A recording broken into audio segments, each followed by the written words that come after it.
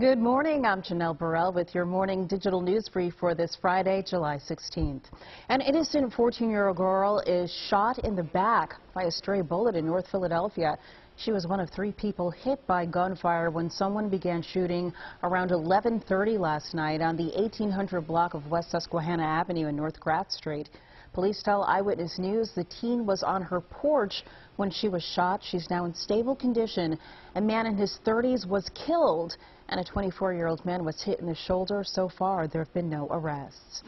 And a gun battle outside of the original Chickies and Pete's restaurant and sports bar in Mayfair leaves a 23-year-old man with a gunshot wound to the stomach.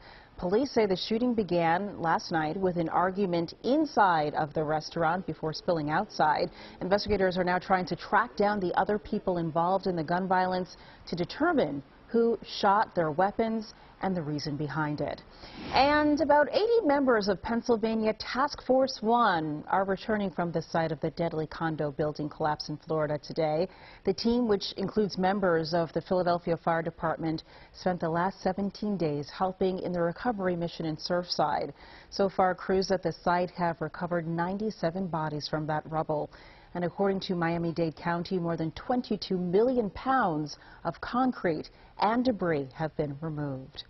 Let's get a check of our forecast now. Steamy on this Friday, Larissa. That's a good way to put it, Janelle. It's going to be another steam bath of a day out there. We're tracking high heat and high humidity, and that has led to a heat advisory that will go into effect starting at noon today, and it's going to stick around until 8 p.m. on Saturday. So a tough go both today and tomorrow before we get relief from this heat. 95 degrees, the daytime high later this afternoon, but when you include the humidity, it's going to feel more like 100 degrees during the height of the afternoon, which is what has led to that heat advisory. Now, aside from that, isolated pop-up storms are not out of the question here for today, but that threat does diminish as we head towards tonight. A better chance of storms as we head towards tomorrow, Saturday, and notice how they will be picking up in coverage here as we head towards Saturday evening. 7:30 p.m. shows rain across the area becoming more widespread as the night wears on, and by 12:15 in the morning we could be tracking heavy rounds of rain